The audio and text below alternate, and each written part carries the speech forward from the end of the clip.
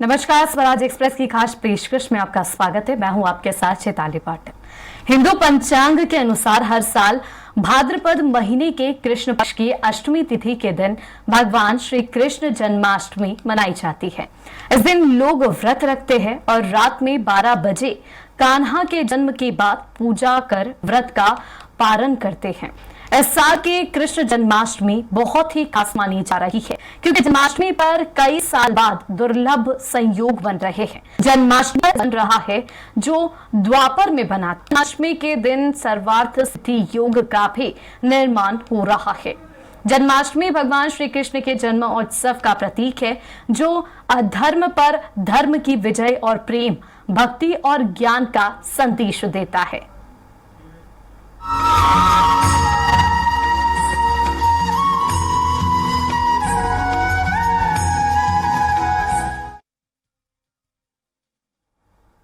जन्माष्टमी का व्रत कैसे करें और इस दिन किन बातों का ध्यान रखना चाहिए, इसको लेकर शास्त्रों और पुराणों में कुछ नियम बताए गए हैं। इसी बारे में विस्तार से चर्चा करने के लिए हमारे साथ स्टूडियो में मौजूद है ज्योतिष आचार्य पंडित विनोद गौतम जी। पंडित विनोद गौतम जी, आपका बहुत बहुत स्वागत है स्वराज एक्सप्रेस में। तो शुरू करते हैं हमारा खास कार्यक्रम जय कन्हैया लाल की। पंडित जी, सबसे पहले ये जानना चाहेंगे कि आखिर जन्माष्टमी मनाई क्यों जाती है? जी जी, सबसे पहले तो आपके चैनल के माध्यम से मैं समस्त देशवासियों को परम कृष्ण जन्माष्टमी की शुभकामनाएं देता हूं। और जन्माष्टमी का जो त्यौहार है वो भाद्रपद मास की, जैसा कि आपने बताया कि कृष्ण पक्ष की अष्टमी तिथि को मनाया जाता है। शास्त्रों और वेद पुराणों में भी इसका विस्तार से वर्णन किया है। भगवान श्री कृष्ण जी की जन्म के काल को, उनकी जन्म कुंडली को, उस समय के तिथि नक्षत्र और योग संयोगों का वर्णन हमारे वेद शास्त्र और पुराणों में मिलता है। भाद्र मासे कृष्ण पक्षे रोहिण्याम नक्षत्रे अष्टमी तिथि देवकी सुत माँ जनित, अर्थात उस समय पर जो ये योग संयोग बन रहे थे, उस समय पर जो कुंडली के योग थे, आकाश मंडल में जो ग्रह थे, वो ग्रह 5 महायोगों का निर्माण कर रहे थे। साथ ही 5 ग्रह अपनी स्वराशि में विचरण कर रहे थे। ऐसे समय पर, जब ऐसे शुभ संयोगों पर, ऐसे नक्षत्र के संयोग और तिथि के योग संयोग से भगवान श्री कृष्ण जी का उस समय पर प्रादुर्भाव हुआ था। भगवान श्री कृष्ण अवतरित हुए थे। तो ऐसी स्थिति में देखा जाए तो भगवान जी ने चूंकि जो संदेश दिया है सत्य, प्रेम और खासतौर पर गीता में जो उन्होंने संदेश दिया है, और आज हमारे जो सनातन धर्मावलंबी जो हमारा संविधान अपना रहे हैं, तो वास्तविकता में यही है कि इसके जो जनक हैं वो भगवान श्री कृष्ण जी हैं, जिन्होंने गीता का सार सिद्धांत दे करके और आज हमारे जो है तो जो संविधान के नीति निर्धारक जो संरचना है उसको बनाने में विशेष योगदान कर दिया था। पूर्व में ही जो हमारे गीता के सिद्धांत थे और उसी के आधार पर जो प्रतिपादित हमारे जो नियम कानून हैं वो उसी से लिए गए थे। तो इसलिए भगवान का जो संदेश था वो हर मामले में, हर तरह से मानव जीवन के कल्याण के लिए था।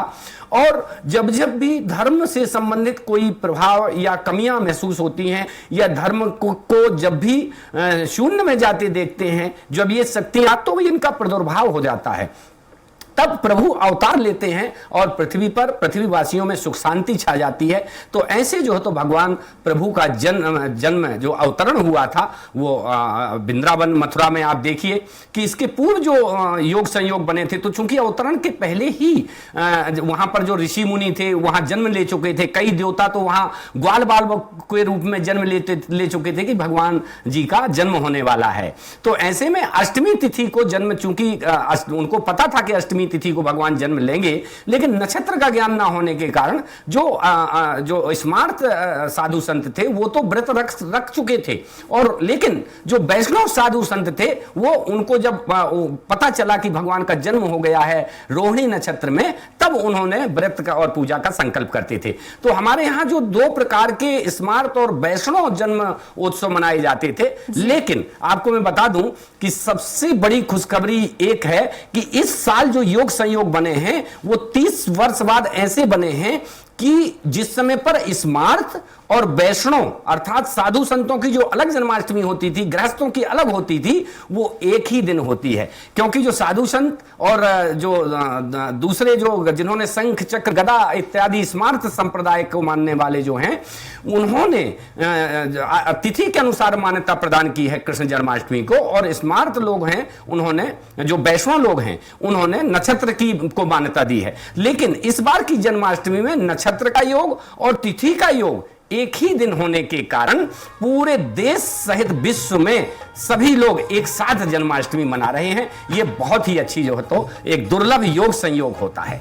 जहां तक योग की बात अगर करें तो इस दिन प्रातः से ही ऐसे अच्छे योग संयोग शुरू हो जाएंगे। इस दिन ध्रुव योग बनेगा, सुस्थिर योग बनेगा, जयंती योग बनेगा। साथ ही जिस समय पर आप पूजा कर रहे होते हैं, जिस समय आपके नक्षत्र का, रोहिणी नक्षत्र का आगमन होगा सोमवार को रात में 8:30 से, उस समय से सर्वार्थ सिद्धि योग भी प्रारंभ हो जाएगा।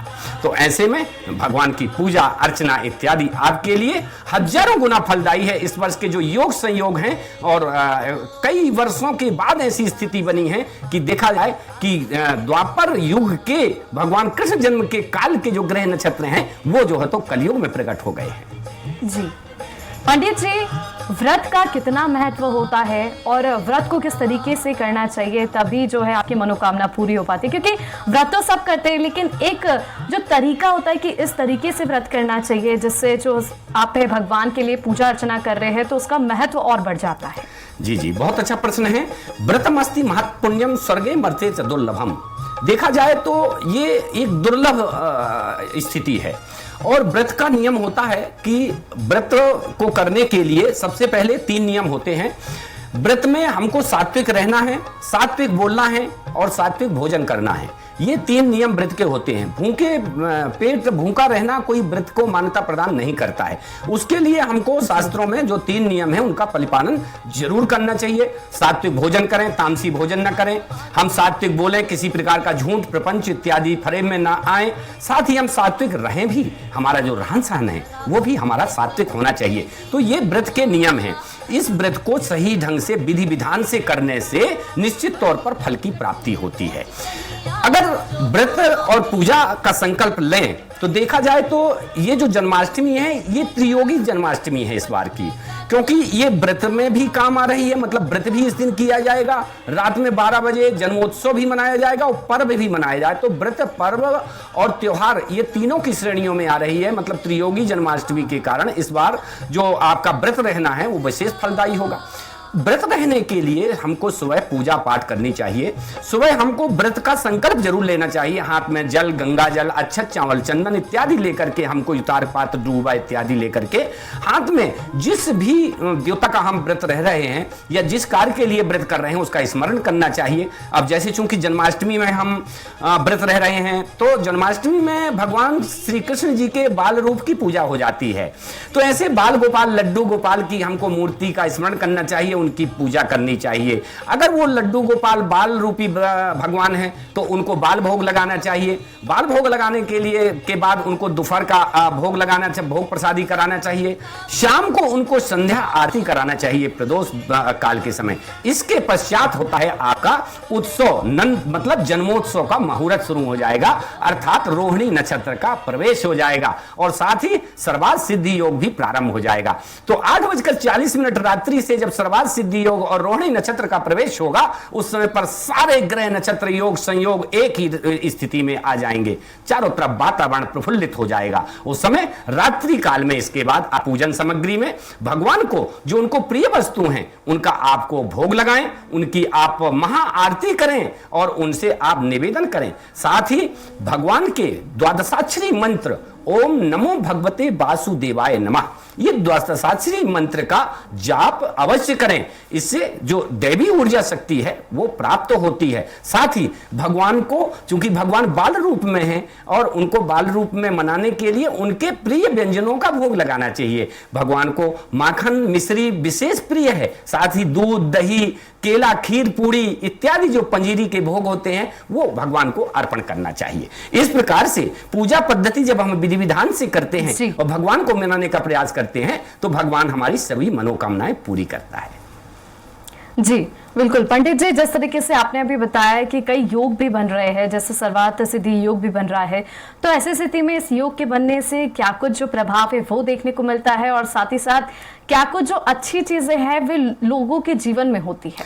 जी जी, बहुत अच्छा प्रश्न। देखिए, जब हम कोई कार्य मुहूर्त से करते हैं और जब योग संयोगों की जब कृपा होती है, और तो जब बहुत सारे योग संयोग मिलकर के इकट्ठी जब ऊर्जा विद्यमान करते हैं आकाश मंडल में, जब वो ऊर्जाएं विचलित रहती हैं और मुहूर्त जब होता है, तो हम कोई भी कार्य जब मुहूर्त से करते हैं तो मुहूर्त हमारे कार्यों को बल प्रदान करते हैं। मुहूर्त पर किए गए कार्य की जो सफलता की जो कामना है और जो सफलता की गारंटी है वो 100% होती है। और साथ ही मुहूर्त पर जब हम कोई कार्य करते हैं तो निश्चित तौर पर वह सफलता तो प्राप्त कराता ही है वो मुहूर्त, उसका जो प्रभाव है और फल है वो 1000 गुना ज्यादा प्राप्त होता है। इसलिए सभी लोग मुहूर्त में कोशिश करते हैं कि हम ये मुहूर्त शुभ समय है या शुभ योगों का योग चल रहा है, तो ऐसे समय पर हमको करना चाहिए। तो इसके लिए मुहूर्त में कोई भी पूजन के लिए श्रद्धा, भक्ति और विश्वास आवश्यक होता है। भगवान श्री कृष्ण जी ने पूजा पद्धति में भी श्रद्धा, भक्ति और विश्वास के साथ प्रेम का विशेष तौर पर मान्यता प्रदान की है। तो ऐसे में हमको श्रद्धा, भक्ति और विश्वास के साथ पूजा में संलग्न हो जाना चाहिए। ये जो भगवान श्री कृष्ण जी की पूजा है, ये कोई साधारण पूजा नहीं है।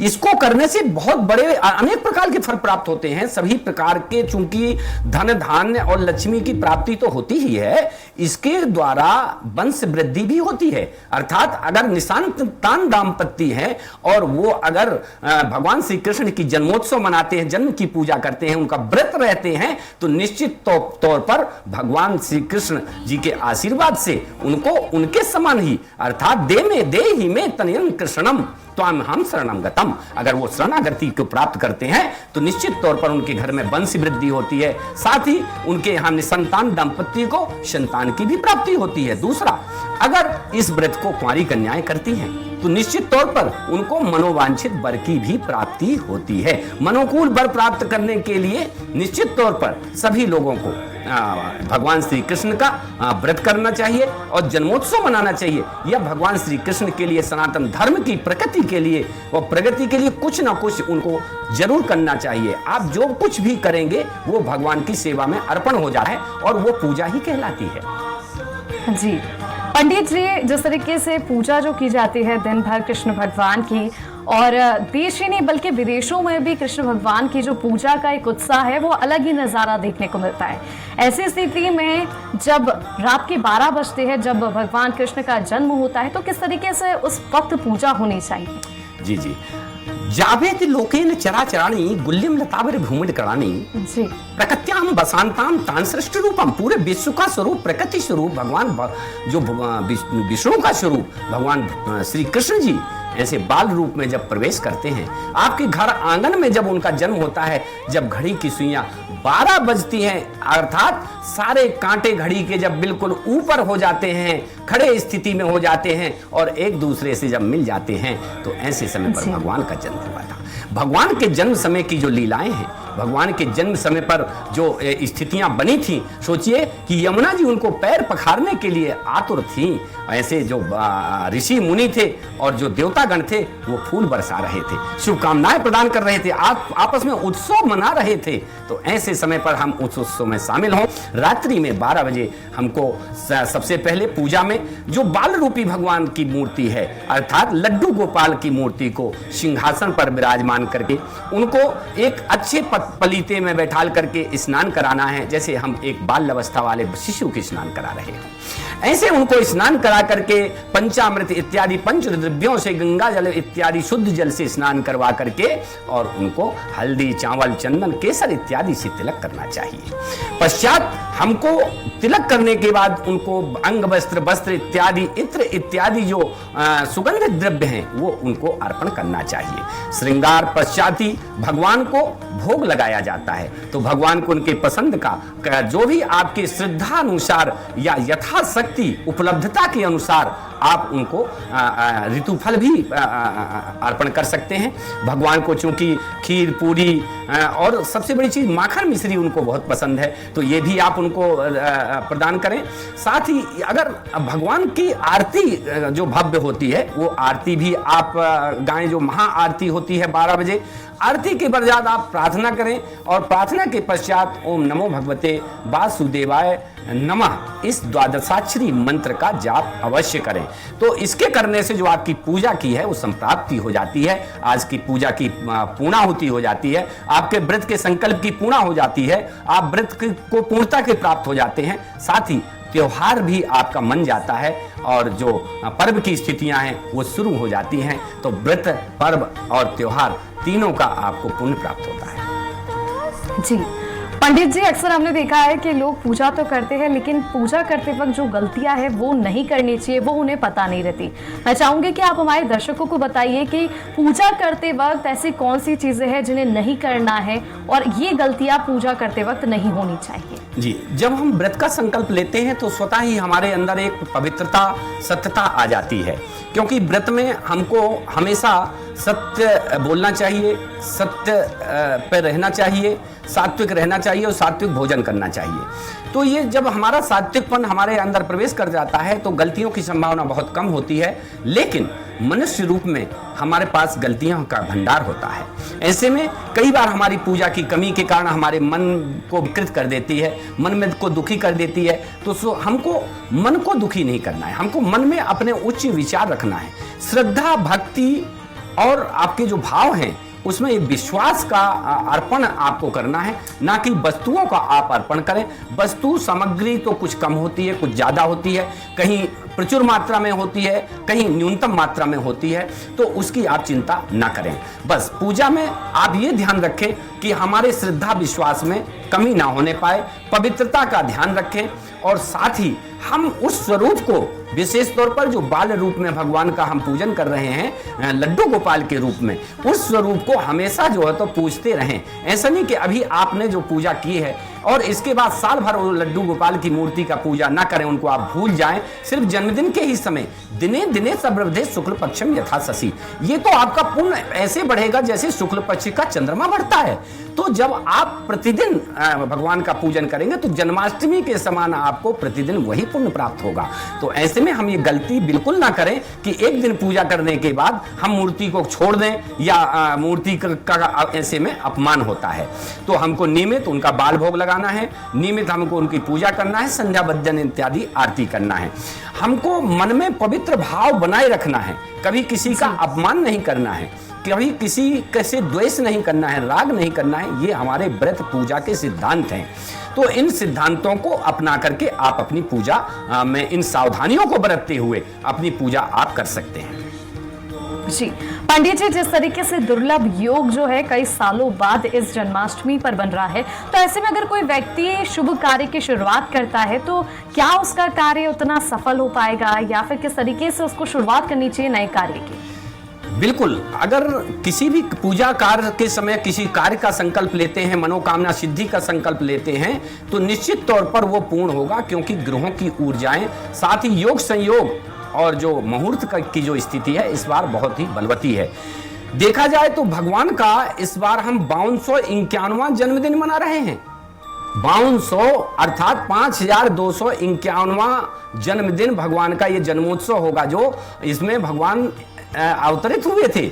तो अभी 5000 वर्ष, 5251 वर्ष तो ही हुए हैं, तो भगवान अभी इतनी जल्दी जल्दी समय व्यतीत हो जाता है। तो ऐसे ग्रह योग जो बने हैं, अब देखिए इस वर्ष जो हमारा स्मार्त और वैष्णव संप्रदाय का जो झगड़ा था वो ग्रह योगों की दृष्टि से अपने आप समाप्त हो गया।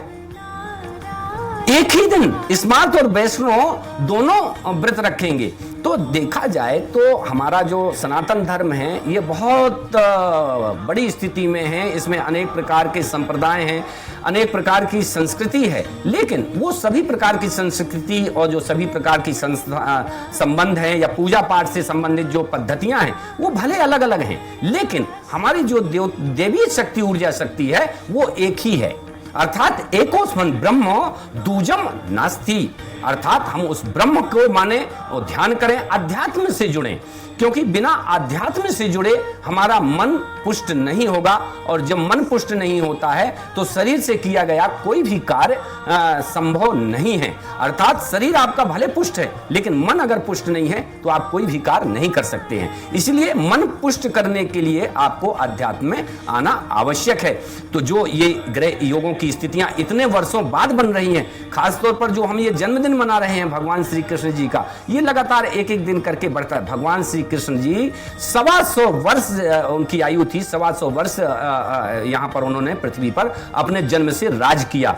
और जिस समय पर कलयुग का प्रवेश हुआ और राजा परीक्षित जी को जब श्राप मिला, और जैसे ही कलयुग ने प्रवेश किया उस समय से कलयुग की समाप्ति जैसे हुई, और उनकी जो द्वारका नगरी थी बसाई हुई, वो पानी में समुद्र में पूरी समाहित हो गई। और उसी समय समाहित होते समय विमान आया, और बहेलिया के चूंकि बाण से उनका जहर उनके पैरों में आ गया था भगवान श्री कृष्ण जी के, और उनको चूंकि इस टाइप का एक श्राप टाइप का मिला हुआ था, तो उसके कारण वो सदैव साक्षात रथ पर स्वर्ग से रथ आया था, स्वर्ग से रथ आया, और उस रथ में आरूढ़ होकर के सवार होकर के भगवान श्री कृष्ण जी यहाँ से पृथ्वी लोक से और अपने बैकुंठ लोक को प्रस्थान कर गए। जी पंडित जी, वैसे तो सभी मंत्रों के उच्चारण करने से लाभ मिलता है, लेकिन जन्माष्टमी पर ऐसा कौन सा खास मंत्र है जिसका उच्चारण करने से सुख, समृद्धि और लाभ जो है वो सभी जो श्रद्धालु है उनको मिलेगा? बहुत गूढ़ रहस्यात्मक प्रश्न है, क्योंकि मंत्रों की शक्ति तो इसका वाइब्रेशन है, इसका लय, ताल, तरंग, ये बहुत जरूरी होती है। मंत्र, कोई भी मंत्र बोलने के पहले उसकी लय जान लेना आवश्यक है, और उसकी ताल जान लेना, क्योंकि हर मंत्र में लय होता है, कंपन होती है, ऊर्जा होती है। जैसे हम कोई गाना, जब हम कोई गाना हिट होता है तो वो तभी हिट होता है जब उसमें लय और ताल हो। इसी प्रकार मंत्र तभी काम करता है जब उसमें लय और ताल हो। ऐसे तांत्रिक मंत्र भी होते हैं, लौकिक मंत्र भी होते हैं, और वैदिक मंत्र भी होते हैं। फिर किसी कार्य के लिए करने वाले मंत्र भी होते हैं। जैसे हम अगर विवाह से संबंधित कोई कार्य कर रहे हैं या विवाह के लिए है तो उसका अलग मंत्र होता है। संतान के लिए अगर हम भगवान श्री कृष्ण जी से संतान मांग रहे हैं तो उसका अलग मंत्र होता है। और अन्य पूजा पाठ पद्धति के लिए भी हम मंत्र करते हैं। तो जैसे संतान के लिए अगर करना है तो हमको देहि में तनियम कृष्ण त्वाम्यहं शरणम गतम, इस प्रकार से, और ओम नमो भगवते वासुदेवाय नमः, ये एक दूसरा हमारा जो लौकिक मंत्र है, इसे द्वादशार्थी मंत्र बोलते हैं। तीसरा हमारा वैदिक मंत्र है ओम विष्णो रराटिमसि विष्णो हो कृत्योशो शूर्षो विष्णु वैष्णवसी विष्णवे त्वा, ये भगवान विष्णु जी का मंत्र है। ये लय ताल के द्वारा अगर कोई भी मंत्र से किसी देवता का आवाहन कर दिया जाता है तो निश्चित तौर पर उसकी ऊर्जाएं व्याप्त हो जाती हैं, और वो पता भी चलता है कि वो ऊर्जाएं यहाँ पर समाहित हो चुकी हैं। उसकी अनुभूति भी लोग प्राप्त कर सकते हैं, बशर्ते कि श्रद्धा, विश्वास, लय, ताल और तरंग के साथ में अगर जब मंत्र की पुनरावृत्ति बार बार की जाती है तो लय भी अपने आप आ जाती है। तो ऐसे में हमको भगवान विष्णु स्वरूप जो बाल लीला करते हैं, ऐसे भगवान श्री कृष्ण जी के लिए अनेक प्रकार के मंत्र दिए गए हैं। उनको रिझाने के लिए अनेक प्रकार की पूजाएं दी गई हैं। उनका पूजा पद्धति का अनुसरण करना चाहिए। जी पंडित जी, जिस तरीके से ये जो दुर्लभ योग बन रहा है, ऐसी कौन सी राशि है जिन पर इनका प्रभाव बहुत अच्छा रहेगा? देखा जाए तो जन्माष्टमी का जो व्रत है या भगवान का कोई भी व्रत त्योहार है, वो सभी के लिए एक समान फल देने वाला होता है। ये नहीं कहा जा सकता है कि कोई राशि का व्यक्ति ज्यादा फल प्राप्त करेगा, कोई राशि का व्यक्ति कम प्राप्त करेगा, भले वो पूजा ज्यादा कर रहा है। तो जन्माष्टमी या व्रत त्योहारों के हिसाब से कोई राशि फल का विचार तो नहीं किया जा सकता है। हाँ, लेकिन उस दिन के ग्रह, चूंकि आपने ग्रह स्थिति के अनुसार जो भविष्य की स्थिति पूछी है, तो उसके अनुसार 2 ग्रह स्वयं की राशि में रहेंगे। अर्थात जब द्वापर युग में भगवान श्री कृष्ण जी का जन्म हुआ था, उस समय 5 ग्रह अपनी स्वयं की राशि में थे, लेकिन इस बार सूर्य सिंह राशि में विद्यमान है, शनिदेव अपनी स्वयं की राशि में विद्यमान है। तो राजा सूर्य जो मान सम्मान और प्रगति का प्रतीक है, साथ ही जो शनि न्याय का प्रतीक है, तो इन दोनों के अपनी स्वराशि में रहने से जो भारत देश का सनातन धर्म का मान सम्मान में वृद्धि होगी। साथ ही न्याय व्यवस्था का कारक अखिल ब्रह्मांड के सर्वोच्च न्यायाधीश शनि महाराज अपनी स्वयं की राशि में विद्यमान है, तो ऐसे में न्याय व्यवस्था में कसावट आएगी। तो इन दोनों के विभागों के अतिरिक्त जो राशियां हैं उसमें सिंह राशि के व्यक्ति भी विशेष फायदे में रहेंगे। मकर कुंभ राशि से संबंधित व्यक्ति भी विशेष फायदे में रहेंगे। साथ ही जिन लोगों को 7.5 ओढ़ैया शनि का प्रभाव है, अर्थात तो मकर कुंभ और मीन राशि वालों को 7.5 का प्रभाव है और कर्क और वृश्चिक राशि वालों को अढ़ैया शनि का प्रभाव है। इन प्रभावों को भी दूर कर सकते हैं और इनको भी अच्छे परिणाम प्राप्त हो सकते हैं। तो विशेष तौर पर जो ये 4 राशियां अच्छे शुभ योग में हैं, 4 राशियां मध्यम योग में हैं और 4 राशियां सामान्य शुभ योग में अभी प्रभावित कर रही है। शुक्रिया पंडित जी हमारे लिए। और ये थे, आपने देखा कि ज्योतिष मठ संस्थान के ज्योतिषाचार्य पंडित विनोद गौतम जी, जिन्होंने बताया कि जन्माष्टमी पर किस तरीके से पूजा करें, अगर पूजा कर रहे हैं तो क्या गलतियां नहीं करनी चाहिए, किसी शुभ कार्य की शुरुआत कर रहे हैं तो वो कार्य भी आपके लिए फलदायी होगा। स्वराज एक्सप्रेस की खास पेशकश में बस इतना ही। देखते रहिए स्वराज एक्सप्रेस। नमस्कार।